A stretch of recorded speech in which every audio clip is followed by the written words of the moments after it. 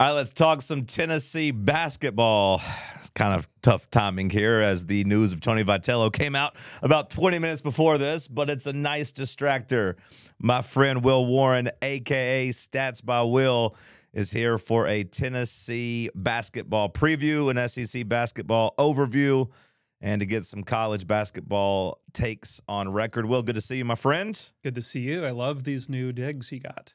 Same to you. Congrats on Basket Under Review, a new company, a new website. Tell the people a little bit about it off the top. Yeah, so Basket Under Review, we're kind of going for the same sensation that you used to get when you go to grantland.com, which I loved back in the day. The Ringer I don't go to. Yeah, Ringer I don't go to as much, but Grantland was awesome. We're kind of trying to combine, really good written pieces with podcasts, some video too. So I think once the season begins, people are going to be even more into it. But the feedback we've gotten on our conference previews, team previews, et cetera, has been very positive. Are you nervous for the start of season, or are you just like excited, champing at the bit?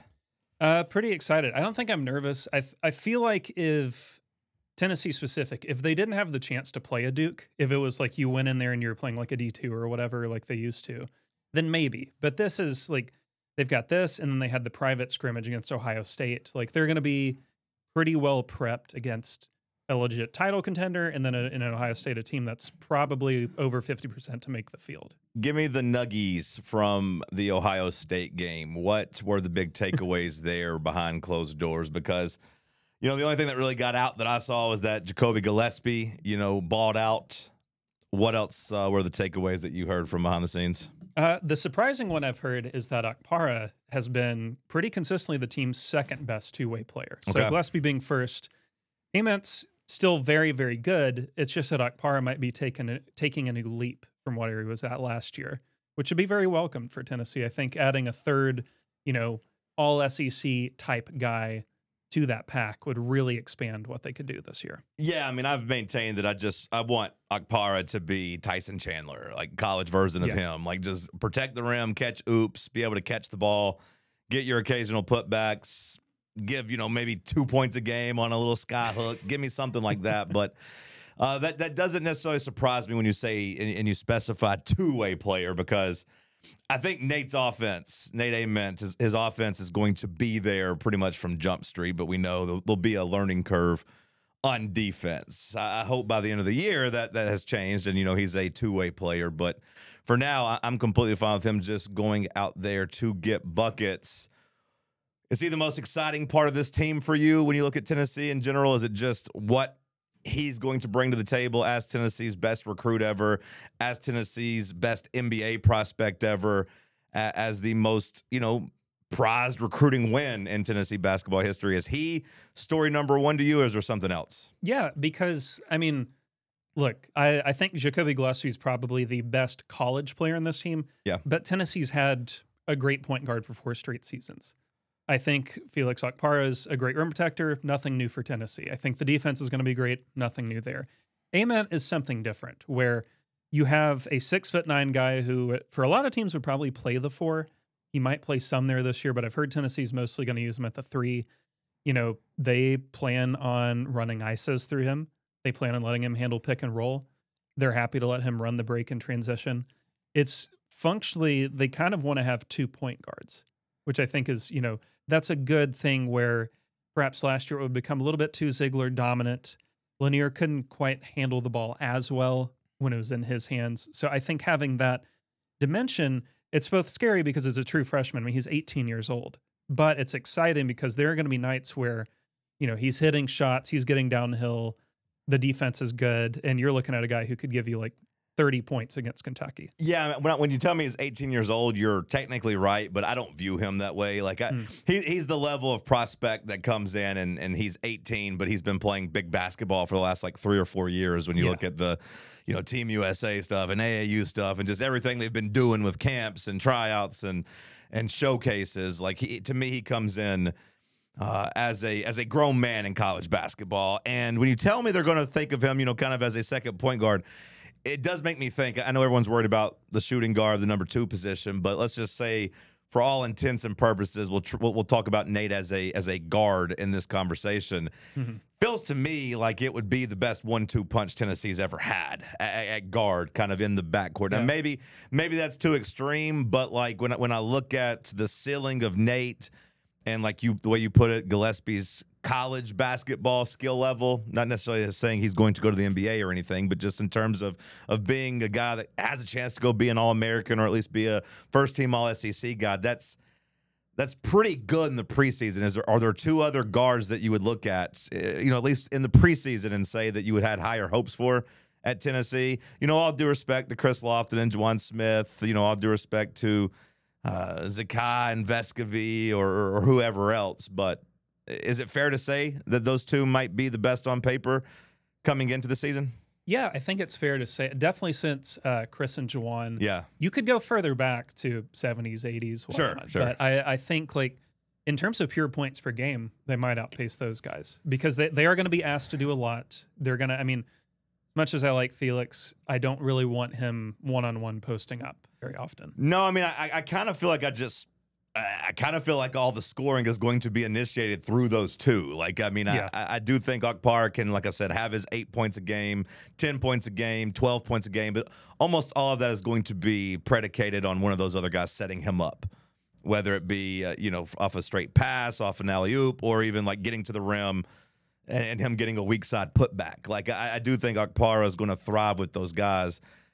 Phillips, Estrella, like, the big men in there that are going to be playing the four, I think of them kind of similarly. Like, they're not going to be able to just go out and kind of create their own offense, per se. It's going to be more of a catch-and-shoot slash type of thing. So Gillespie and Nate are going to have to be special in breaking down defenses and getting buckets for their teammates because my concern with this team is we only have two creators is how I feel.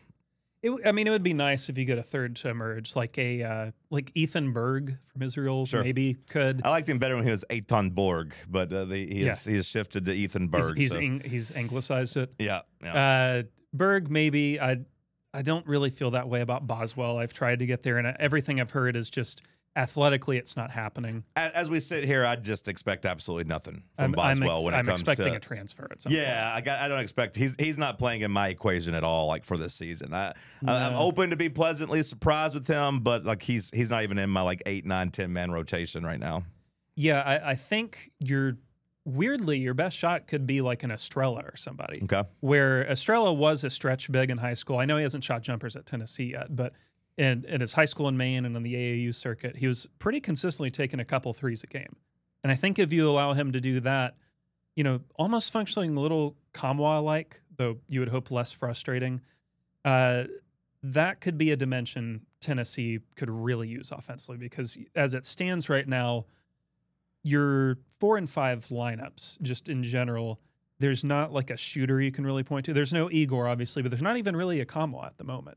We've come so far from the Olivier Kamwa just vibes. Like, he was a solid player, but like just thinking about the frustration of him and those teams at Tennessee in general were frustrating. And I feel like I know at the very least 2 years in a row, maybe 3 years in a row of me saying this is the most excited I've been for a Tennessee basketball team. But, we didn't know what we had with Connect in the preseason. You heard rumblings, but even then you had, the veterans on the team. You had Josiah and Vescovy and Zakai, and I was really excited about that team. And then last year I remember saying in the preseason, I think this team maybe makes more sense on paper. Now, that was before Igor went, into his slump and before we found out that Darling Stone Dubar, God bless him, was a little bit of a bust here for what we expected. Mm-hmm. So you didn't quite have the size and flexibility you hoped for, but I'm going to say it again as we sit here in the preseason getting ready to play Duke. To me, this team makes the most sense on paper and has lineup flexibility and maybe has more top-end talent than Tennessee's had, in 20, 30, 40 years. So I'm going to say it for the third straight year. I'm the most excited for this Tennessee basketball season as I've ever been. I can get up there. I don't know that I'm quite as hyped as I was last season where I thought, they had a real shot at being a 1 seed. It almost came to fruition. Sure. This year, I think there is a path to them struggling a little more in the regular season, partially because the SEC is just so damn strong, but partially because, you still got to resolve the 2 guard. The bench is a little in flux. Like, you don't know who your wings or guards off the bench are going to be. I think Amari Evans is really fun. I think fans are going to like him a lot because he's sort of a grow a Meshack type of guy.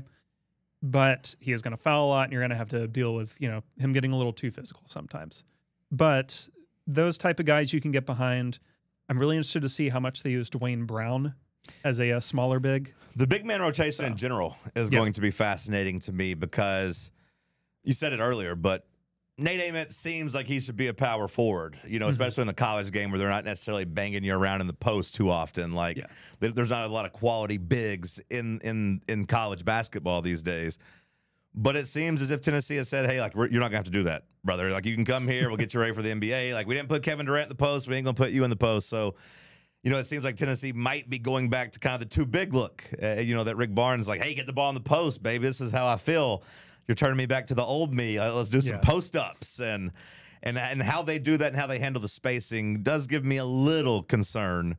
Although I do feel like Rick Barnes in 2025, I don't know how you feel about him, Will, but I feel like I'm not as nervous at Rick Barnes in 2025 of trying to make something fit. So if the big lineup isn't working, I do think we will move away from that by January or February, which also leads credence to you saying the team struggles maybe a little bit more early as they're trying to figure out roles and rotations. Yeah, and the benefit of that, so the big event early is the Players era, right? Sure. Tennessee's got a pretty, I would say, soft run up to it. Not much in the way of truly challenge. I think the toughest opponent is maybe North Florida early on, which whatever. But even at Players era, your first game is a Rutgers team that I think is going to finish last or next to last in the Big Ten. Houston, obviously tough, but then from there, it's the weird point differential thing. Yeah. You could still easily go 2-1 in that and struggle overall. And that's a fine result. So I think the schedule sets up pretty well.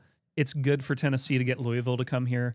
The Illinois game at a neutral site is not going to be as tough as it would be truly on the road. Mm-hmm. So they're going to get a couple months to figure things out. Then the grinder starts, and I think by then they'll be pretty settled. Is Houston going to be as much of a chainsaw as they have been the last 10 years? They're still loaded now.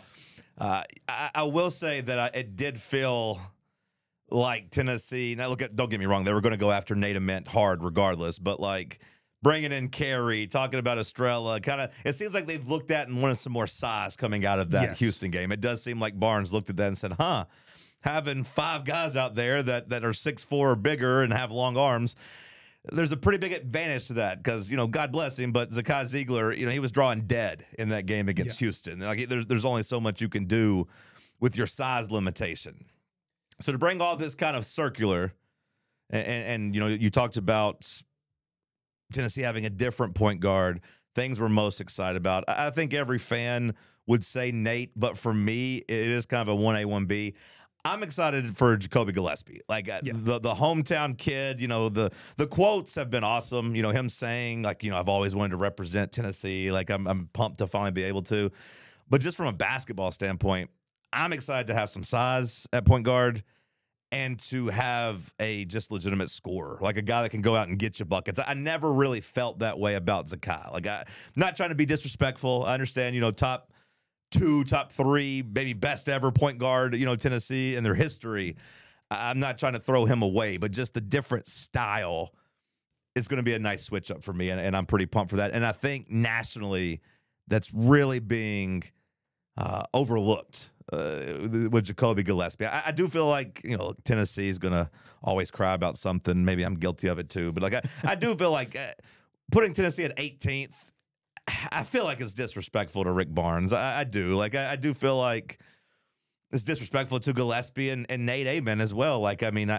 I'll bet anybody, and maybe you'll say I'm wrong. Maybe it ends up being wrong. But, really being right behind Arkansas has pissed me off, Will. What do we need to see from John Calipari to know that he's not John Calipari from 10 years ago? Well, especially in the regular season. Right. If you want to tell me they make the Elite 80, okay, cool. That's not what they're doing. They're ranking them ahead of Tennessee. And, I'll bet anybody that Tennessee finishes ahead of Arkansas. Now, maybe I'm wrong, but that's how disrespected I feel. And I do think it's because Jacoby Gillespie is not getting credit for being as good as he was at Maryland and maybe having another level to go to. I would agree. So there's a couple of, minor arguments I've seen against that. One is that it's going to be really hard to replace the two-way production of Zakai, because obviously Zakai, I think 2-time Defensive Player of the Year in the SEC. Sure. Great passer. I would say he's ahead of Gillespie as a passer. Okay. The other argument would be, Gillespie was paired with Derek Queen, which was a big, impact. And on the whole, that Maryland starting five might be a hair ahead of Tennessee's. Okay. Their bench was bad, but the starting five was great. Sure. Crab five. But the argument against that I would make, Gillespie's 4 or 5 inches taller, considerably better finisher, which I think unlocks a piece of the game Tennessee hasn't had the last couple of years. I know Zakai could make his layups, do his, twirling around in the paint and all that. Like, he was not openly bad at it by the time he graduated, but it's hard to overcome 5'9" sometimes. And the smart teams knew to not slack off and give up lobs. Like they knew the lob went away by the end of the year, basically. Right. Like, they're like, hey, if you want to come in here and try to finish over us, good luck. Like, I feel like in the Houston game especially, they just had too much size. What are we doing over here, producer Zach? What are we doing? But yeah, like, I just think there's limitations there. So, well, you remember the times last year when he would attempt a floater from like 6 to 8 feet and it was an air ball. Sure. Because he has to shoot it straight up. Gillespie won't have to do that. So for that, I just think he might not be as good of a passer 1v1, but I do think the added shooting space on the perimeter, because he's got a better shot, a much better shot, right? And he's got more range. So that, combined with being a more willing and able finisher, I just think that opens up space for everybody. I'm excited to see that added dynamic. And look, again, this might sound like I'm down on Zakai. That's not the case. But I think the back-to-back SEC Player of the Years thing, like, again, it's just physical limitations. Like, you're not the best defender in the league whenever you're 5'10" and can't not the best defender on his own team, I would argue. Right, like Meshack. I think we all would have taken Meshack over him in terms of defense. And again, that's not disrespectful. It's just, sometimes getting caught looking at steal numbers and backcourt pressure. Like, I think if Gillespie, what do you think he'll be as a defender? Like a C, B? I think very good. Okay, he was very, very strong as a point of attack defender at Maryland. Okay, and that's all I need. Like, very good. Like, I don't need him to be a complete shutdown guy. Like, no, but don't be a turnstile out there. Yeah. Okay. So I think in the other half of that argument, like, he played with Derek Queen, the numbers without Queen were a lot worse. He's going to play with Nate Ament. I don't think that's worse. and Felix Okpara, who is, Derek Queen didn't have elite athleticism, and no. He wasn't 7 foot tall. Like, Derek Queen's a really good player, and got drafted, in the first round, thanks to the Pelicans for that trade for the Atlanta Hawks. But, like, I do think Okpara is a good college guy to be out there running with, a good running mate. And like you said, Nate Ament, like, getting out on the fast break with him and making life easy for him. Yeah. I think that's got me really excited. What other storylines about Tennessee do you have, either good or bad? I think just reasserting themselves in the SEC hierarchy post Florida title, post Zakai graduation. Because as a friend pointed out, this is going to be the first time since the Grant and Admiral team you're not going to have any of Vescovy, James, Ziegler on the roster. Yeah, and I mean, it is a new era. Like, I mean, that's 8-9 years. I mean, 10. That's basically Barnes' basically whole time. Uninterrupted excellence. Yeah. So I think Florida's got the headlines now. Obviously, they deserve to. They won the title, but they've got changes. They have a brand new backcourt. Kentucky's kind of the hipsters picked when the SEC for whatever reason, but they've got a fully new roster. So I think this is a great chance for Tennessee to come back out. And like you mentioned with 18th in the AP poll, I know people whinge about it all the time when Tennessee loses games, but they have gone 9th, 6th, 5th in KenPom the last 4 years. Right, and that's what I mean. Like, people talking about what Tennessee loses. Okay, you could have said that the last 2, 3 years, 4 years, and like, it does seem like, give Rick Barnes time, and this defense is still going to be really good. Mm-hmm. Like, it might not be in the top 5 this year, maybe, but like, it's been in the top 5 the last 4 years, right? I mean, 5. Like, right. Okay. So like, it might not be number 2, number 3, number 4, but like, it's going to be top 20. Like, I feel like it's not going to fall off a cliff. Yeah. And the offense, I think you have 2 really, really, really good players with Ament and Gillespie. So with Florida, I don't have a problem of them getting the rub, defending champs. Now, I do think their backcourt is kind of what saved them in a lot of those games. And you telling me that they're having a new backcourt, I don't think we should just gloss over that. But, like, I have no problem with them. Kentucky, are you buying the Kentucky hype? No, I'm getting a little tired of it. And it's no disrespect to them, but I don't think that this roster fits Mark Pope. Okay. Mark Pope, as you know very well, really spread out offensively, a lot of threes, a lot of drive and kick. Really beautiful offense to watch last year. I had a lot of fun watching Kentucky when they weren't playing Tennessee. This roster is not going to be that. It's very defensive. So they have Jaden Quaintance from Arizona State, which he is a great defender, but I do think there is a little bit of telling on yourself if you went to Arizona State. And so I hate to put it that way, but that's probably the truth. That's fair. In like Jalen Lowe just had like I couldn't tell if it was like a dislocated shoulder or separated. Something happened in their scrimmage, and he's out for a few weeks. So that's going to be something. So when you say that about Jaden Quaintance, about him telling on himself, you know what I mean? Like, just doesn't want pressure. I think just went there to like kind of get a bag and chill. Because I mean, like, it kind of feels like Ben Simmons going to LSU. Like, yeah, you go there to not F up your draft stock. Yeah, you're not going there to necessarily be great and compete in high pressure situations. And you saw that with Ben Simmons as he like took his ball and went home, you know, and didn't bother with the NCAA or NIT tournament, whatever it was. But like he wasn't there to win big. And Arizona State, you're not going there to necessarily win big. Now, Quaintance didn't even play much of last year, right? Like, I think he was injured for a good time. But like he got hurt and then just kind of shut it down after a couple weeks, right? Yeah. Is he worth the hype to you? Because Kentucky fans were really, really pumped to get him. And I have seen him, you know, in top 10s and NBA mock drafts. Like, is he that type of difference maker for that Kentucky program? Defensively, for sure. So I thought their rim production was quite bad last year. Mm-hmm. Amari Williams got blocks, but I thought they were big on chasing blocks at the expense of actually keeping points off the board. I think Akpara did that from time to time last year too. Yeah. So, but I thought he got better at it as the year went on, whereas Kentucky seemed to get worse. Okay. They went for it more and bled points because of it. Now, I'm fine with their defensive upside in the front court, but they don't have a Kobe Brea on this roster. They don't really have like a plus shooter, period. Like, I think the highest any member of their starting lineup shot from three last year is 36%, which is fine. It's above average. But like, if you're the best shooter on the team shooting, like, it's one thing to be a 36% shooter and be the second or third guy. Like, it's another thing to be 36% and you're the go-to guy, because then defenses are honed in on you. And then, of course, everyone else is going to be below 36%. For comparison's sake, I mean, Gillespie was over 40% last year, right? I mean, he was right at, I think, 41 or somewhere around there. So, I mean, it's a pretty big difference when it comes to that. I'm interested to see this Kentucky, just how they mesh and play, because I know it wasn't necessarily Mark Pope's MO at BYU, but it did feel like last year Kentucky had some dogs on their team. Yeah. And, you know, you don't want to do the whole that boy nice, that, you know, dog type of analysis. But, like, they played hard, and they were kind of hard-nosed, which was a huge switch from what we're used to Kentucky being with the one-and-dones and John Calipari's guys. And it feels like when I see the big number of, like, this roster is worth $20 million, and you tell me about, you know, this Quaintance kid, and I'm kind of like, you know, it might be kind of shifting back to the kind of overpaid soft players and not the hard-nosed, blue-collar Kentucky team that they had last year. Well, that, and I think people underestimate how hard it is to nail the portal. Kentucky nailed it last year. It's really hard to catch lightning in a bottle twice. And so they had perfect fit last year. It all worked. It doesn't always go that way. It's very, very hard to, you know, basically they're going to have, I think, one starter back from last year, Owe. And obviously I think Owe is all SEC, very good player.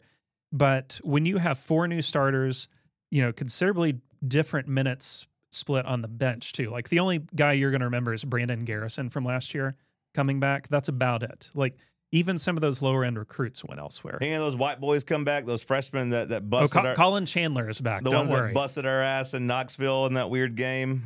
Travis Perry went somewhere. Okay, I don't remember where, but yeah, I mean, now is Owe? I know he's good, and like you said, all SEC good, but like, him being the preseason player of the year, I got to be honest, that shocked me. So I'm curious to see if you feel the same way.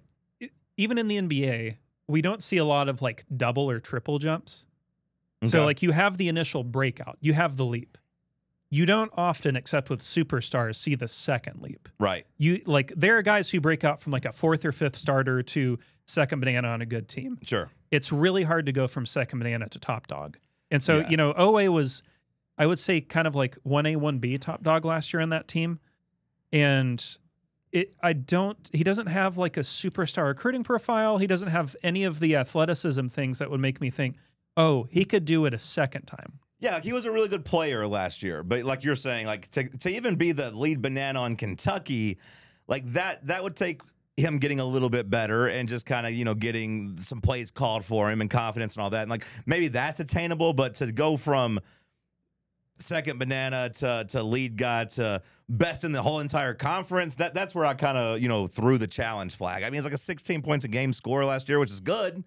Don't get me wrong, but like it blew my mind that he was the pick to be the conference player of the year. But then I wondered, is that just because does this conference, does the SEC in general have a lot of big returning talent this year?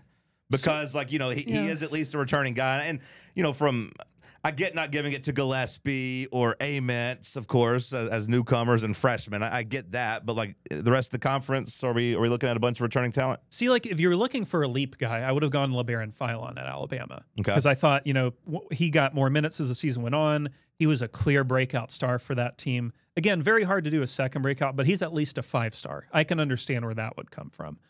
Whereas like with Oweh, I do think it's the default pick. I wouldn't have minded seeing some Gillespie love there. If you wanted to go with like Houck or Condon from Florida, I would have gotten it.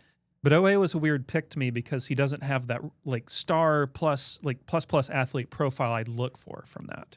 What do you look at with Alabama this year? I think it's the same as usual where they're going to win a lot of games because of math. They just take better shots than everybody. Oh, look at me. I figured out shooting threes is cool. Mr. TI-83. Yeah. I'm revolutionary. Only 20 years after Greg Popovich figured it out. Only 10 after Daryl Morey. Yeah, do ESPN articles about me and talk about how great I am. Ugh. So no, but I think Philon is great. Like they're going to have a lot of talent on that team. I can't beat Rick Barnes. He can't. He really can't. It's like 5 in a row, right? Yeah, 4 in a row. You'd know better than I would off the top of the head, but like, yeah, he can't beat Rick. But he's a genius. He's the whiz kid. Yeah. So I think they're going to be good, but they're going to run into the same issue they actually do a lot, which is and I don't know if you've noticed this with other coaches that have taken the style elsewhere. Maybe I watched too much of it, but these older systems and weirdly zones have been really effective in shutting down the like rim and 3 deal. It just makes these offenses work harder, use more of the clock. Right. And so Tennessee's very good at throwing you weird looks. Strangely, I wouldn't be shocked if Kentucky is a really hard matchup for them. I know I just got done being down on their roster, but Pope is actually pretty pro-zone, and so I wonder if he would go to that to mess with them. What about Auburn? Bruce hung it up. Stephen Pearl now in control. They lose their first exhibition game. Oklahoma State, scores a bunch of points on them. They can't get stops, which is just kind of funny. I don't really care about the exhibitions. Indiana came in and punked us, whatever. Like it didn't really matter. But it was funny to me that they sold Stephen Pearl as a defensive genius, and then his team couldn't stop a guard. But how big of a drop off do you expect from them this year? Roster turnover, and then also, of course, coaching turnover. I don't think it's going to be big this year. I think that, it helps, obviously, the roster is 100% the same as it would have been either way. I think there's a couple things I'm looking for them. One, how big is the size of their rotation? You know as well as I do that at Tennessee, Bruce played huge rotations. Sure. At Auburn 2 years ago, they had the second line. They were doing hockey shifts. If he narrows that rotation down to 7 or 8, that's different to me because I don't like their bench this year. I think they have a very good starting 5, but the bench is pretty soft. And then 2, I don't think that much effect is going to happen this year. You see this actually at other, like college football a lot, where guys will get the job as an internal hire. And then like year 1 is fine. But years 2, 3, 4, there's like cascading effects of the drop off. Well, that's a little bit what I'm worried about with the whole Tony Vitello thing. I think we'll be all right. Off the jump, the question is like, how do you recruit moving forward? So I do think that's a applicable theory there. I know you hate gambling. So I won't talk about it much. But Tennessee 7-1 to win the SEC over on VIP play. Use the promo code FANRUN. Too high, too low, just right. Just for comparison's sake, Florida plus 250, Kentucky plus 275. Arkansas and Tennessee with the same odds at 7-1, Alabama 9-1, Auburn 20-1, tied with Vanderbilt at 20-1. Okay, see, now that's interesting. Arkansas and Tennessee at the same. I disagree there. Okay, I would have Tennessee not well ahead, but like if I had the poll in front of me, I would have Tennessee second behind Florida. Okay. I've got Arkansas like 5th or 6th because I don't believe in them as a regular season team. Yeah, no, I mean, like I said, I feel like we have enough data to know that Calipari, he's not going to have this thing humming by the middle of January. Like by February, yeah, sure. Like they might start playing better, and by March they might be a really tough out. And you know what round did they lose to Texas Tech in last year? Was that the Elite Eight Sweet or 16. Sweet 16? Okay, like they could have very very easily been an Elite Eight team. They really gagged it away. But like even with that team that clearly had talent, they finished what in conference 10th, 11th. Like where were they? They're like the 12th seed. Okay, so like I just don't buy them having near the same amount of regular season success as Rick Barnes in Tennessee. Well, and so the other aspect of that is, you know, the schedules are all messed up in the SEC now. Tennessee's is not that bad. Arkansas's is pretty tough. Auburn's, I'm recalling, is quite tough. The one value you laid out there that I haven't heard anybody mention, and I don't know that I'd go with this, if there were like odds for like a top 3 finish, I'd be more interested. But Vandy 20-1, I think people are a little lower on them than they should be. I saw your eyes light up whenever I said Vandy at 20-1. Byington, really, really smart coach. This is the 2nd straight year it's going to be a portal-heavy roster. I've mentioned it's hard to catch lightning in a bottle twice, but I like a lot that I've never seen anybody do it. I've never seen anybody catch lightning once. Yeah, I was going to say. Usually they just die, right? I've never seen it, so it is tough. Which, by the way, again, we partner with VIP Play. William, close your ears. Promo code FanRun. But even on like FanDuel. Again, close your ears. That goes all the way up to 9-1 for Tennessee in the SEC. So like it's even lower. That's odds. worth a shot. 9-1, I think, is worth a shot. Yeah, and like Arkansas is at plus 550 there, and Alabama's plus 600 there. So Tennessee has the 5th best chances in the SEC, which it goes back to what I said. It just feels a little disrespectful, but either way. Yeah, and the Vandy thing for me, I like that they just went for the exact same roles. They have an Ivy League transfer who's really good both ways. They've got a really annoying point guard in Frankie Collins. It's like they rebuilt last year's team, which was already very good. Vandy all the way down, tied for 11th at 30-1 on FanDuel. See, that's worth a few bucks. Yeah. And I know gambling, whatever. I have listened to every Ringer 107 pick this year. Well, there you go. I almost understand what Ringer 107 means. They're picking 107 games. I've had to explain this to Matt McGill 6 different times. Yeah, they're picking 107 games. But all right, there's kind of the SEC as a whole. I did get some questions from some people. Let's see what we got here. We had some good questions be asked in. Let's see. Okay. Rocky Top Reagan kind of says what we already talked about. Are we as underrated as Vol fans feel? 18 seems criminal to him. Where would you rank Tennessee? I know you said 2nd in the SEC, but where nationally do you more so have them slotted in the preseason right now? I think when I did a poll, I had them 12th, and I think that's just more for like every of the big 3 analytics sites: Ken Palm, Torvik, Evan Miyakawa. I think 9th, 13th, and 12th is where they're at. Okay, so 12th, I feel like I haven't seen a single one of those have them down at 18th. If Tennessee had came out ranked at 11th, 12th, 13th, I wouldn't have said one word about being disrespected. It was 18th and being behind Arkansas that pissed me off. I'm fine with 11th, 12th, or 13th until we see the boys play, but I do think this team is ultimately going to be better than that. Like, as you sit here, what are your goals for the season? What are realistic expectations for Tennessee? Because typically we'll say, okay, finish top 4 in the SEC, and be a 2 seed, make the Elite Eight. Like, where are you at right now on this roster until you see it play together? I think you pretty much nailed it. I finished top 4. I always want the double bye in the SEC tournament. Sure. I know conference tournaments don't mean that much anymore, but it does still mean a little to me because you get those 2 days off. You don't have to play slop in the second round. Every time we get to them, we want to win them. Exactly. Everyone always tries to act super cool. Oh, we don't really care. But every time I've watched an SEC tournament game, I want my team to win it. Like, people were doing backflips over beating Auburn. And then guess what? They were crying when you lost to Florida in the SEC championship. So, I know we say that, but we care about the conference tournament. You don't have to say you don't, Will. It's fun to win basketball games. It's fun to win tournaments. So, top 4 SEC. No, I would be very disappointed, and this means a 4 seed or higher nationally, if you're not wearing home uniforms the first 2 rounds of the tournament. Okay. I want that at a minimum. I think you should be at minimum favored to make the Sweet 16. And once you get to the second weekend, we've said it in the past, you get there, roll the dice, whatever your opponent is whatever. Yeah. I feel like Tennessee got 2 terrible draws the last 2 years to keep us out of that elusive Final Four. You know, there's no Zach Edey. There is still going to be a Houston chainsaw, though, so I'd like to be away from Houston. I do think it's going to help this year, like, you know, one, like the random generator factor of the tournament didn't really go Tennessee's way the last couple of years, but eventually, like, you get in there enough times, it will. And 2, I'm sure maybe you've heard of this, like maybe you haven't. I don't know how much you guys have talked college hoops lately, but not much yet, to be fair. Okay, that's fair.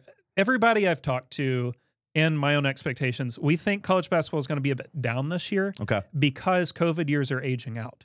Not as many grown men out there now. Yeah, there's not a lot of like 25-year-olds. Perfect time to get a freshman phenom to come in and take over. Yeah, like I think freshmen, and especially this class is really effing good. So you have Boozer at Duke, DeBance at BYU, Ament here, Darren Peterson, Kansas. Like 4 guys who all easily could have gone number 2 last year. Okay. So I think it's a really stout class. You're going to see the sport get younger this year. But what I think that's going to add is more volatility. You won't see nearly as much power concentrated at the top. Real quick on Duke, just since you brought up Boozer, do they have a good veteran like presence on that team to go along with it? Okay, Malik Brown, because I really like that Tennessee does have Akpar and then of course Gillespie to go along. Yeah, with Ament, like it's nice to have a an elder statesman at guard, and then some old tough guys down in the paint to kind of protect him. So like I do like that. So I was curious if Duke, Kansas as well, I assume, probably have a mix. Yeah, Kansas is going to be interesting because they're mostly portal belt now. Okay. So it's Peterson, but they got like St. Bonaventure's best player and a couple other dudes. So that they have seniors, but not Kansas seniors. Okay. So it's a weird build. But yeah, Duke, in-house guy, I think they're going to be fine. Falcon wants to know, who should we expect the main ball handler to be when Gillespie isn't on the court? My hope in theory is that you're going to stagger the Gillespie Ament minutes a little bit, like that way you have one of them on the court at all times, as much as possible. Because I think if both are off the court, your offense is going to look real rough. Yeah. So is Ament the ball handler in that scenario, run a little point forward? Yeah, I will note. So Amari Abram, who we haven't really talked much about, I don't know much about him. Like, I mean, I know he can come in. Everyone talks about him being kind of the 3-and-D guy, just try to knock down some shots, try to play defense. Low usage 3-and-D guy. Like when I've talked to staffers in the last few months about him, they all say like he doesn't have an elite skill, but he's good at a lot of things. I think that's a very good player to be. Like, you need those type of players. Tennessee to win. just needs a fine 2 guard. You don't need a star.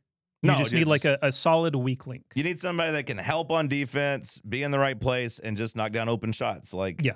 If Abrams can get, I'd lock in right now 1.4 threes a game and like 7 points. Like I would lock that in right now, whether it be him or Eitan Borg, Ethan Berg, like one of those guys just come in and be able to hit some open threes at a decent clip.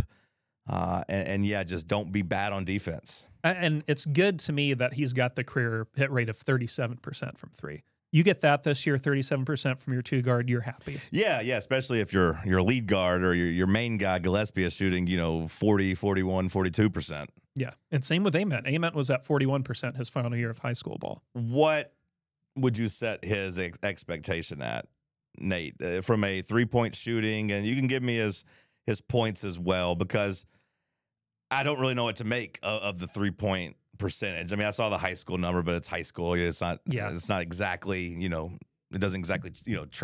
Transfer over. What would you be happy with if you were Nate? 38%. 38% in North, because that's a really good hit rate. 38% in North. I mean, if you combine that with Gillespie and Abrams, then like that'll be almost the best shooting trio Tennessee's ever had. It feels like, in terms of having 3.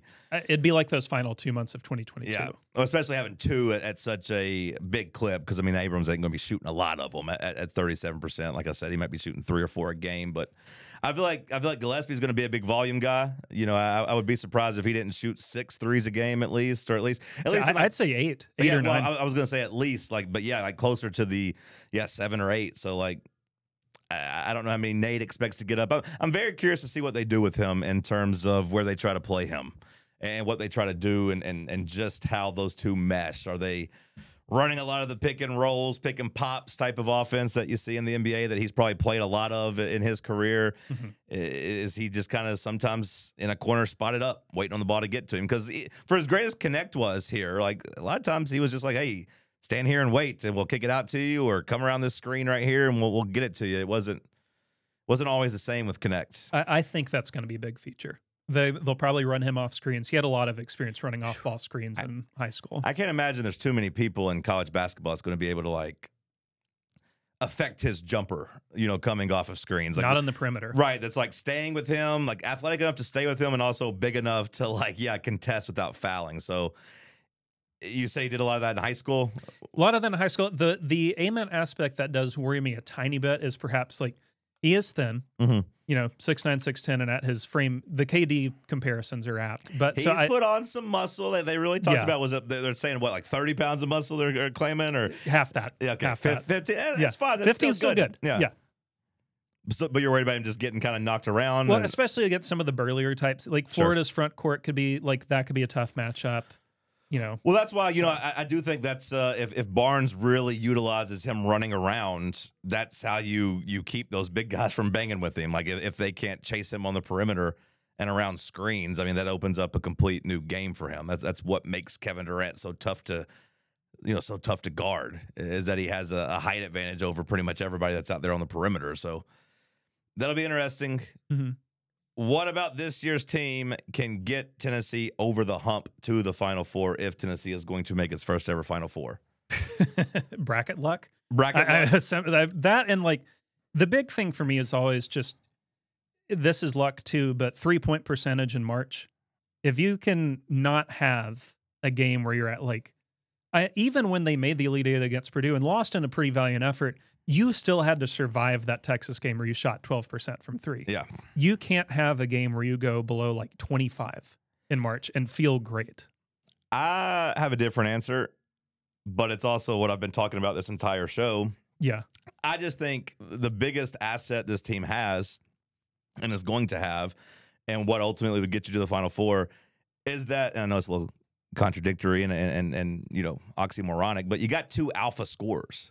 Yeah. Like you talk about the Purdue game, Dalton Connect was awesome in that game. So you can't even say like Nate Ament goes like superstar mode, because Dalton Connect went superstar mode and it wasn't enough.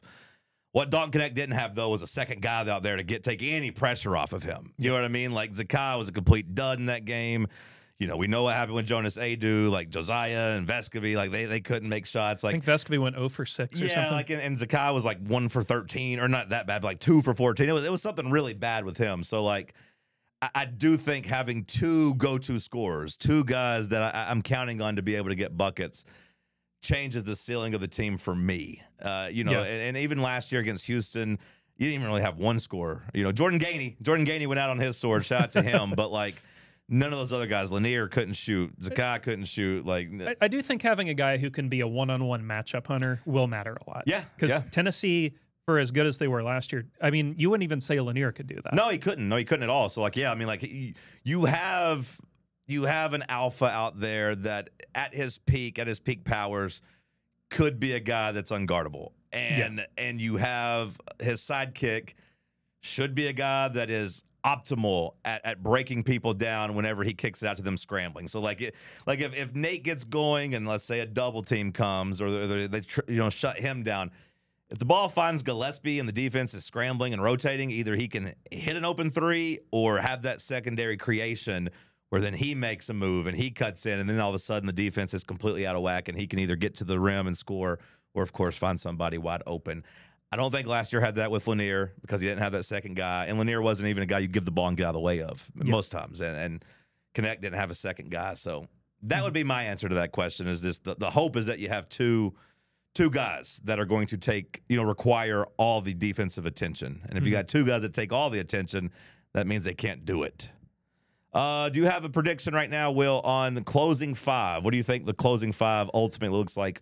We'll just say early in the season, against Duke in Vegas. What Barnes is thinking right now is his closing five. I think you have 3 locks. You have Jacoby, Amen, Okpara. Okay. Barring foul trouble or any of that crap. Sure. I think those are your 3. I am going to go, if healthy, Cade for the 4th. I've heard he's been battling some nagging injuries all camp, so TBD. So Cade over Estrella. Yeah, and then I think Abram. Okay. He just seems like the safest bet right now. Now, if you get to me in like February, it could be Berg. Yeah, but, you don't know how they're going to play together. Like, yeah. I mean, like the scrimmaging is one thing. That's why I said, like, well, let's just pretend this is what Barnes envisions for Vegas, you know, and then of course we'll go from there.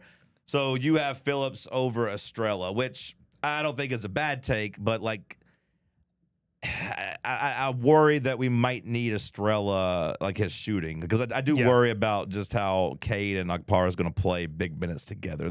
That seems like those guys would get sagged off pretty. Like it seems like the spacing would be a problem. I mean, yeah, and I wish. But you did say the three other guys could shoot maybe 37, 38% on the outside with Nate Abrams and in high school, Cade did shoot threes, not a ton, but some. So I think he has that capacity. And Tennessee's been trying to get them to shoot more. The guys who aren't allowed to are like Akpara, Brown, etc. So like the other guys can, and maybe Jalen Carey factors in here. But I know Jalen Carey has struggled a lot from a conditioning standpoint.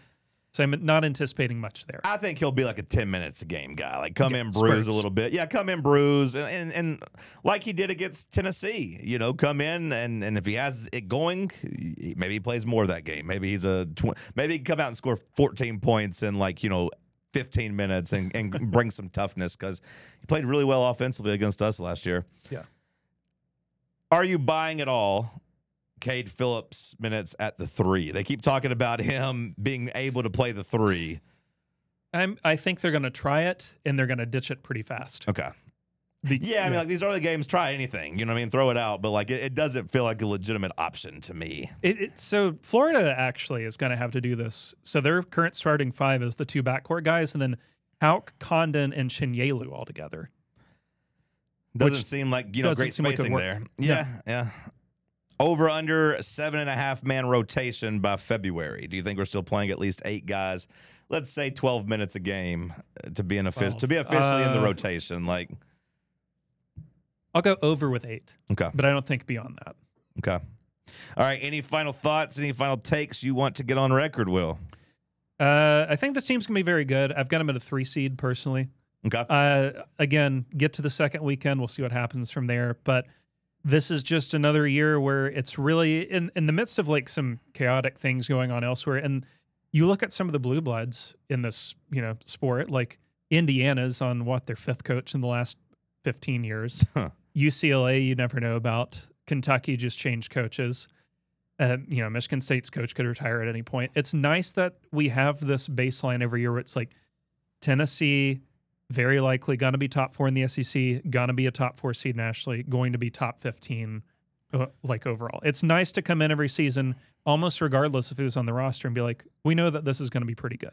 You're a little more cautious about them. I have higher hopes than that. I'm leaning more towards the compete for a 2 seed, be at least a top 3 in the SEC type of thing, but I don't think any of us would be mad at a 3 seed and finishing, you know, in the top 4 and having a chance, like you said, just to roll the dice, make a Sweet 16, roll the dice, and it might be a team that gets better as Nate gets more comfortable and gets out there, and maybe you hope that he has that Carmelo Anthony effect, or, you know, just as a freshman breakout. At least that's my expectation for him. Look, Carmelo won the tournament as a 3 seed. That's right. I like it. That's a good place to end.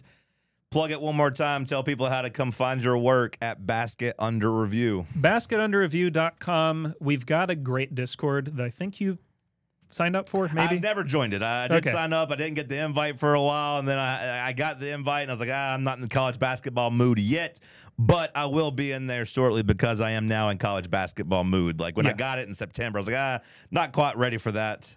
We'll get you. I got Brother Bluegrass to give me all the deets on it. Brother Bluegrass keeps me up to speed on all the college. He's my college basketball insider. What about Gaines? Is Gaines giving you that? Brother Gaines is there too. I got me a couple college basketball insiders. I don't need you anymore, Will. I got them. I've been canceled. You've been canceled. I'm canceled for truth. You've been canceled. Yeah, BasketUnderReview.com. Great content going on right now. I just put up one today talking about how historically 2 to 3 AP top 10 teams every year finish unranked. Okay. So trying to figure out who's the most likely. Personal pick is St. John's in Kentucky. Your picks might be different, but we got that and a whole host of other things. Basketball 12 days away, I think. So are you going to be covering Anything in particular, or just kind of whatever you find interesting? Are they asking you to focus on like the SEC? Are you going to be writing any about Tennessee? Like, what do you know yet? What your in-season schedule is going to look like? It depends. Usually, I'll write like one analysis piece a week, then like a watch list or whatever, like I used to. But Tennessee is going to be a story this year, so I'll probably write about them a couple of times. Sure, they're nationally relevant, so like, yeah, you're going to need to cover that. But like, there's some other like I'll probably go up to Providence in the winter for some Big East stuff.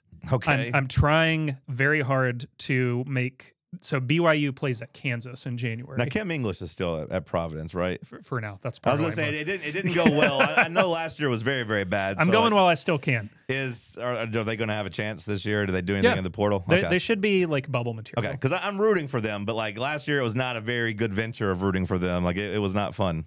No, but like BYU plays at Kansas in January, and I'm trying to go to that because that is a chance to see probably 2 top 3 draft picks playing each other. And I imagine you guys will not have very much problem at all getting credentialed and getting treated legit because you guys are a very good collection of college basketball minds. Now you're podcasting as well too. Is that going to be a weekly thing? Or yeah, how does that work? I don't know how you listen to the sound of your own voice. Yeah, it drives me insane, dude. Yeah. I get that. I love your voice. I don't love mine. I don't like listening to myself. I don't think I have a good voice. Like I've never thought I had a good voice, so I don't really get it. I don't like it. I understand your pain. See, I sound like Nathan Fielder. But people like that. I get, yeah, he is very popular. I don't really have thoughts on 737s. His rating is through the roof now. So what's the podcast schedule? What's the podcast name? Go ahead, plug it. We do those every Wednesday. It's called Stats by Will and Jim, my co-host Jim Root, who also a brilliant college basketball guy. Very big into gambling, so I might want to have him on your show. Okay. He could promote any promo code you want. Thank you. We did conference deep dives the last 5 weeks. We just uploaded the SEC one today. Talked about Tennessee and my questions about 3-point percentage and offensive fit. But we did at least 5 to 10 minutes on every team, even LSU. Okay. So are they the worst team in the conference this year? I think so. Okay. I think Matt McMahon might be doing some shows with you guys next year. Yeah. It seems like they missed out on that hire. They've been pretty dreadful. Who's the second worst team? South Carolina. Okay. Third worst team? Georgia. Really? I just don't like their fit. All right, that'll do it for us. Will, appreciate you, brother. Stats by Will and Jim. If they search that, they'll find it. Stats by Will and Jim. Always appreciate the time. Okay, see ya.